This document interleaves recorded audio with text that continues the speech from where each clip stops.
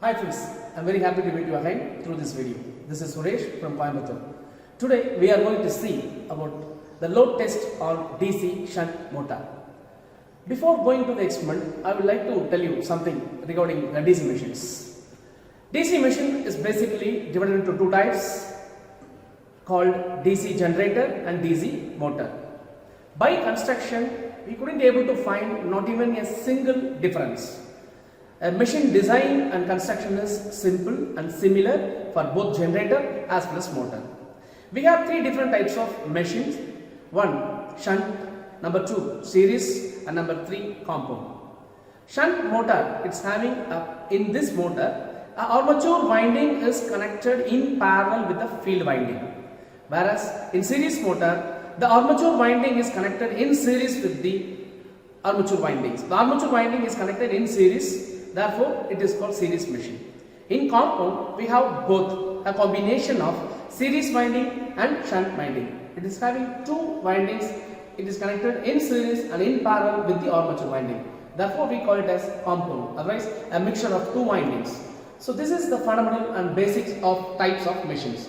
Today, as I said, now we will go to the work table and I will tell you the experimental procedures and how to do the test practically and what are the data to be noted down in the tabulation and how to do calculations to find the performance of the DC shunt motor. Okay, until then just be wait and see. In continuation, what you are seeing is the circuit diagram arrangements for doing a load test in DC shunt motor. This is the complete circuit diagram what you are seeing here. So this positive and this negative is a supply, that is main. We give 230 volt or 220 volt DC supply via DPST switch, double pole single throw switch, and a fuse. A fuse is for protection. Here we are connected, I am connecting 25 amperes of fuse because this can be calculated. The fuse value is calculated from the nameplate detail of the machine. Actually, the machine what we are going to do, the test machine or the test piece is having the winding, the current, the maximum armature current is 19 amperes. I am going to give 125% of 19 amperes. Therefore, it is 23.5 amperes approximately. I am giving 25 amperes of switch, the fuse. And from the fuse, this is connected to the starter, this is the starter which is called a 3-point starter. What you are seeing in the dotted terminal is a starter where L is the line, F is the field and A is the armature. It is a 3-point starter. Normally for this machine we will connect a 3-point starter. For series machine we will connect a 2-point starter, and for a compound machine we will connect a 4-point starter. And from the field winding, a field rheostat is arranged and connected in such a way. This is to control the speed of the given machine, because while doing the test, the speed to be maintained in the speed called 1500 RPM. Therefore, the 1500 RPM is maintained by this field rheostat. That is why we are connecting. I am going to connect 300 ohms bar 1.5 amperes or 1 amperes of field rheostat can be connected here. And not to measure the armature current, I am just connecting an ammeter 0 to 20 amperes in series with the armature coil. As well as in order to measure the voltage across the armature terminal, I am connecting a voltmeter 0 to 300 volt in parallel with the armature. This voltmeter is connected in parallel with the armature. This ammeter is connected in series with the armature. And in order to give a load, just I am connecting a brake drum. It means it is coupled with the brake drum via a spring balance setup. While adjusting the spring balance, I can able to apply the load gradually. It is the mechanical load given to the machine. And what you are seeing here is the model characteristics graph. We have two different types of graphs. One is mechanical characteristics. It means it shows the relationship between the speed, which is the mechanical parameter, and the torque is again a mechanical parameter. This curve shows the relationship between two mechanical parameters. That is why this is called mechanical characteristics. And coming to the electrical characteristics, the output power is taken in the x-axis, and we are taking the speed, load current, torque and efficiency in the y-axis. All these curve is showing the This curve which is showing the efficiency, this curve is showing the speed, this curve is showing the torque, and this curve is showing the current. So this is the characteristics or graph of a machine. From this characteristics curve, we can able to conclude the machine performance. Now we will go to the work table and will tell you how to give connections. This is the work table where we are going to do the test. Yes, come and see the nameplate details of the machine. This is the nameplate detail of the machine where we are going to do the test. So the voltage is about 220 volt. This is a rated voltage. This is a rated current. It is 19 amperes. The rated speed RPM is 1500 RPM. And the field current is approximately 1 amperes. Not approximately, it's exactly 1 amperes. And the voltage across the field is equal to 220 amperes. This is the nameplate details. Why we want to note the nameplate details means, if you want to load the machine, we cannot load the machine beyond this 19 amperes, or else we can load the machine a little bit, 10 or 5% excess. You can give the load 5 or 10% excess, not more than that. For that purposes it is needed, and also for protecting the entire machine, we need to calculate the fuse ratings. For that, this particular ampere rating is very, very important. And what we are going to see here is the starter box. This is the 3-point starter box, and this is the handle or the lever which is going to move from this side to that side. While operation, I will tell you very clearly. And next, this is the supply. That, as I told in the circuit diagram, this is the main or the input supply. It's positive or negative across this red color wire and yellow color wire. The voltage across this this red and black color wire is 220 volts, and this is the switch which we are going to control. This is switch, this is the supply side, and LAF is the starter terminals. The terminals from the starter is taken to the work table and it is kept as L, A and F. And what we are seeing here is the motor terminals, where A and AA are the armature winding terminal, F and FF are the field winding terminals. So this is what the connections. In order to measure the field current, just I have connected a blue color wire from the starter terminal field to the rheostat. The purpose of the rheostat is to reduce or to increase the field current, where this terminal is called the lower terminal, where I am giving as an input, and this terminal is called the upper terminal, or it is called the movable terminal. See here, it is movable, therefore we call it as movable terminal.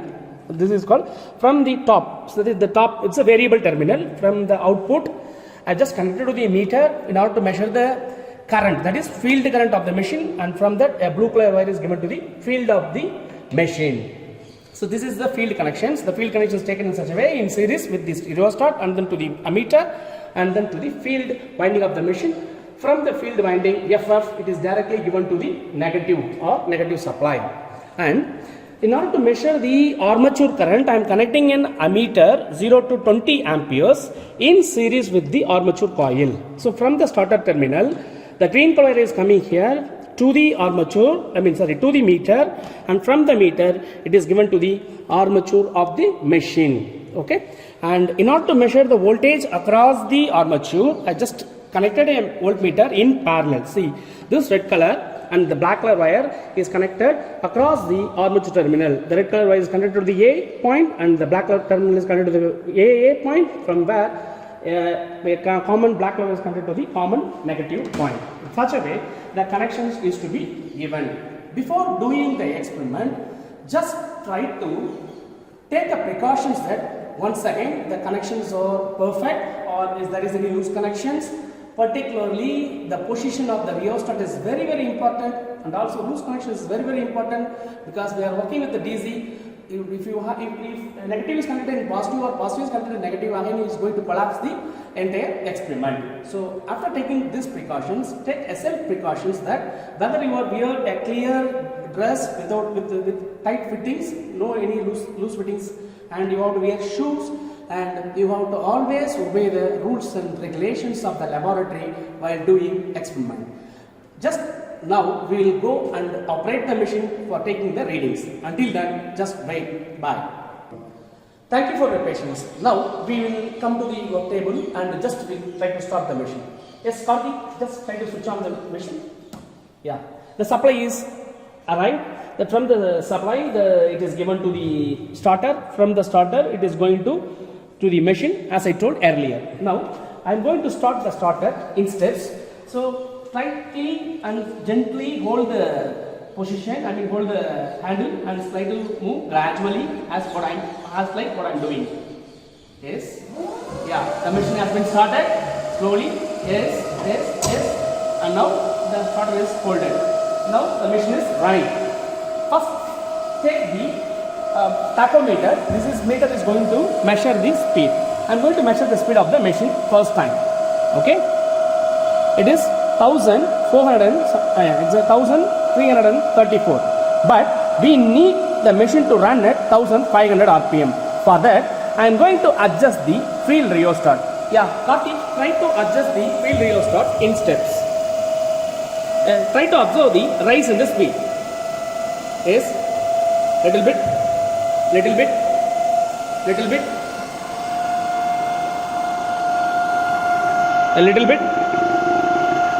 slightly.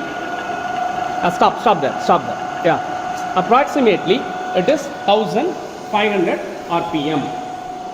So now the rheostat what we are using is to maintain the speed at 1500 RPM.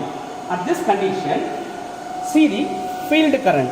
The field current of the machine is approximately 1.2 amperes. The field current is approximately 1.2 amperes. At this condition, at no load, the machine is consuming very minimum current. The machine is consuming very minimum current. That is not exactly 0. It is like 0.5 amperes at no load. This is for making the coil to energize. This is otherwise called as the amount of current consumed is for loss purposes. And see the voltmeter, it is exactly 110 into 2, it is 220 volt. Therefore, the first reading is 220 volt voltage and 0.5 amperes of armature current and 1.2 amperes of field current. This is the first reading what we are taking. Now, we will do the load test by gradually loading the machine. So, how to give load? For that, a spring balance is given here with an arrangement called with a belt. This is going to give a mechanical load of the machine. Now, the mechanical load applied to the machine is 0, 0. It means no load is applied. I am going to apply a load. For that, I just get assistance from Karthi. Yes, please, Karthi. Try to upload. Slowly. At this time, we have to be very careful that we have to note the ammeter readings too. Yes. So I lightly load it. Try to observe the ammeter. Since he is giving some load, there is a rise in the ammeter. Please make it fast. Yes. Yeah, slowly. Yeah. Like little bit. Yeah, stop there. Now, that is the rise in the load. Therefore, from 0.5 amperes is 0.5 ampere. Now, the machine is taking 2.5 amperes of current. For example, this may be my first reading. Actually, we have to do it gradually, but I am doing 2.5 amperes. At this condition, note the field current. It is approximately maintained constant. This is, I have one key point here. Please note, this field current is maintained constant. And also, see the voltage, it is also maintained almost constant at from 220 volt. Now it is maintained at 210 volt. There is a dip 10 volt dip. And now, in this condition, I have to measure the speed. Just try to measure the speed. Yeah, now it is 1460. It means 40 RPM is reduced for the first load. Yeah. Try to give a second load. Before that, just I will make a note on the readings. Just I will take the note on the readings. For the first time, I have taken the voltage as 210. This is the first reading, 210. And the load current is 2.5 amperes. And the speed is 1460. What is spring balance reading? Tell me, Karthik. 7 kg per S2. 7 kg per S2. Okay. And 1.5 kg per S2. Okay, 1.5. This is the first set of reading. So you have to find the difference. So it is like 6. Now similarly, we have to take the second set of readings. Like just try to give a load. One more. Slightly increase. increase, increase, increase. Okay, okay, stop there. So it is approximately 5.5 amperes. The second reading is 5.5 amperes. At that time, I got to note the voltmeter too. What is the voltmeter reading? Yeah, it is again maintained constant. It is like 210 volts. What about the field current? Let me see the field current. What is the field current? Again, it is maintained constant. So, field current is maintained constant. Now, maintain the speed. The field current IF for all the cases is maintained as 1.2 amperes. What is the speed? Speed.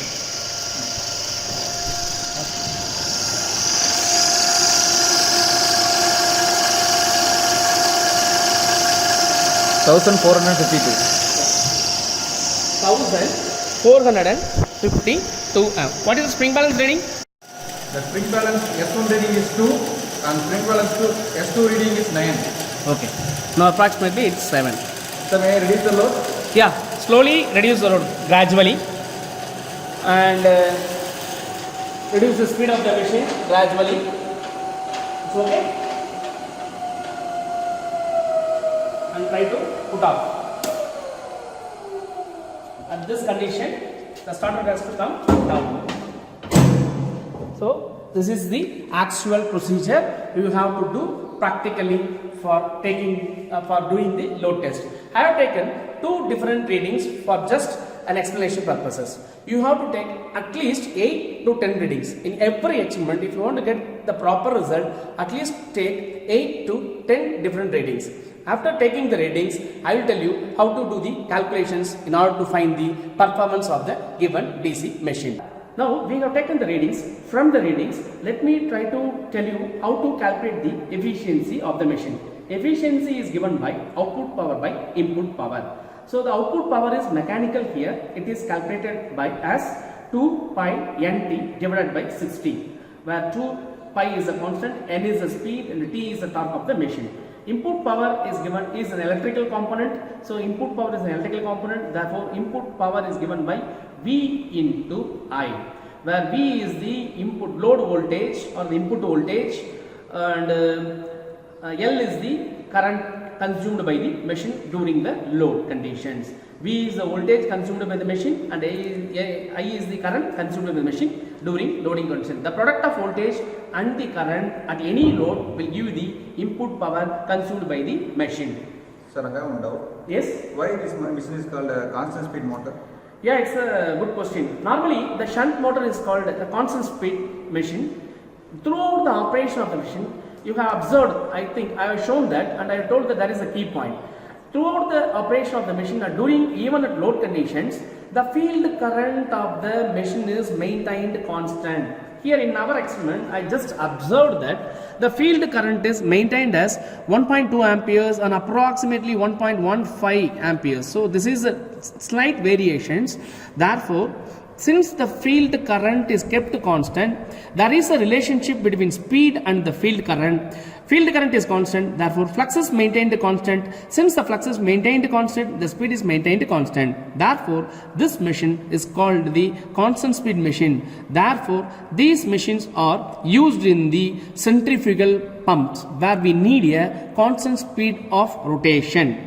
So as I told, coming with the continuation, are you okay, Karthik? Yes, sir. Yeah, thank you. Now, the output power is given by 2 pi nt divided by 60. The input power is given by V into I. This is the input power. Okay.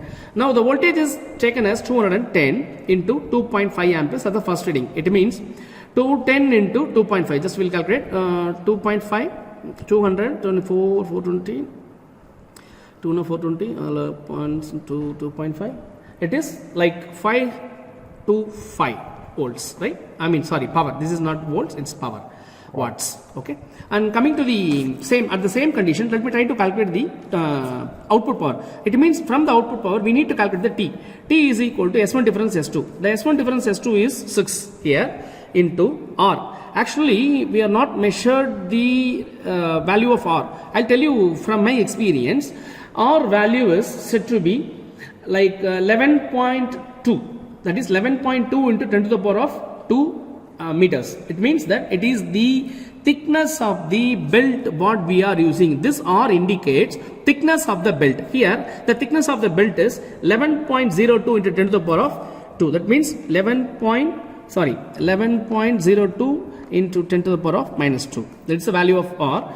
And plus, what is T? T is the thickness of the belt. The thickness of the belt is here in my machine 5 into 10 to the power of 3 in meters. Actually, it is in meters. This is the thickness of the belt. So this value is the R plus T by 2 into 9.81. In such a way, try to calculate the value of T. So this value of T is to be substituted here in the power value, and at that condition 2 into N, the speed of the machine is 1460 into pi into this T value. The value T should be taken from here. This value T is to be substituted here, and divided by 60 will give the output power. Therefore, the output power by input power will give the efficiency of the machine. In such a way, we have to calculate and we have to take the graph as per the model diagram. I hope you understand. For further questions and clarifications, please comment in my YouTube. I am ready to answer for your questions. Until then, stay tuned and give your kind support in all my videos. I am very much happy to answer for your questions. Thank you. Bye bye from Suresh.